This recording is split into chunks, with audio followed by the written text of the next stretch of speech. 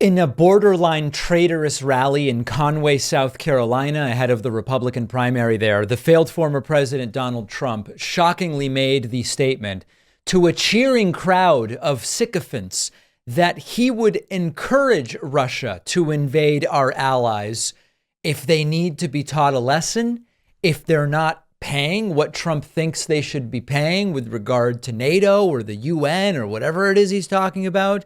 This is repugnant and dangerous.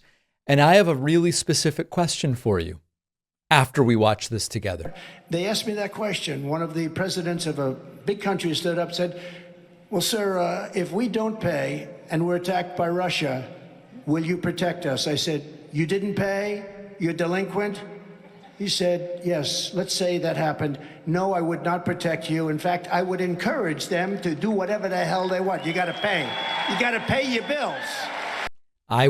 Not only would I not protect you, I would encourage them, Russia, to do whatever the hell they want because you got to pay your bills. You know, one of the things I'm reading a really interesting book and you'll bear with me here, okay? I don't want to go all Putin on everybody, but bear with me.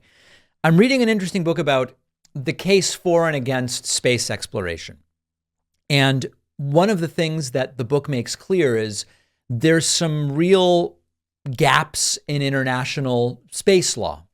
And that one of the difficult realities about international law is that it can be extraordinarily difficult to enforce in the sense that if a country says we'll be party to this, or we won't be party to this, or we'll be party to it, but then they break the rules, who really has the authority to enforce it? Well, an international criminal court. Well, maybe it's not totally clear. It's not black and white. And anyway, the point here is, how would you enforce if a country, imagine that there's an agreement that you can't make sovereign any land on other planets. And then the US goes up to Mars and says, hey, this is our city. We consider this like part of the United States. But you're violating the rules.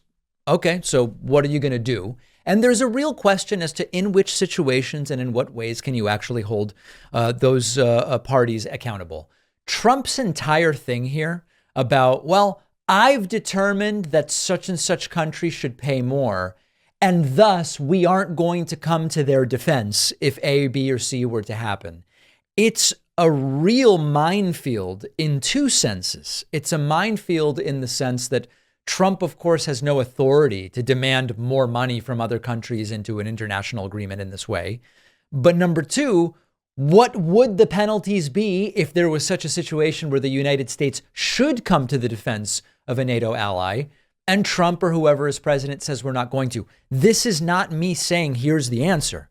This is me saying this is really complicated and potentially problematic stuff when you have presidents like Trump willing to say things like, not only would I not come to their defense, I'd encourage Russia to do whatever the hell they want. Now, forget everything else. Forget the failures of the Trump presidency. Forget the lies. Forget the being civilly liable for rape. Forget the 91 felony counts. Forget drawing with a Sharpie on a hurricane map. Forget the bungled COVID response. Forget everything.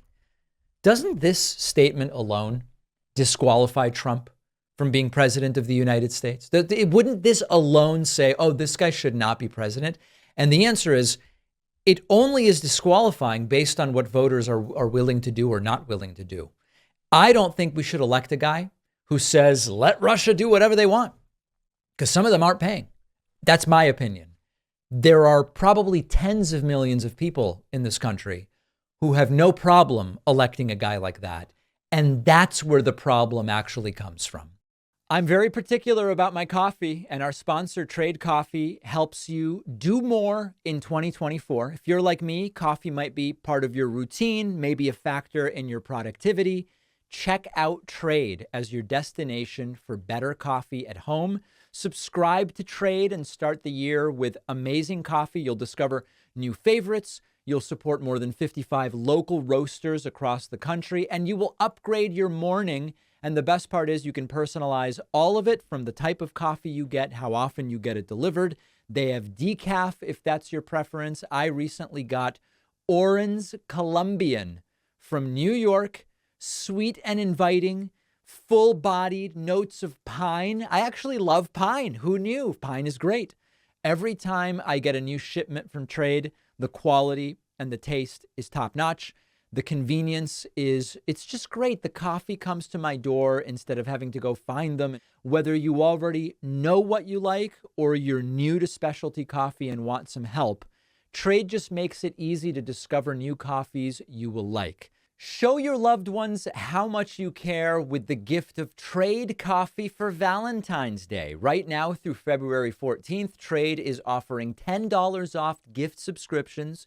Go to drinktrade.com/Pacman and use the code Pacman10 at checkout. The link is down below.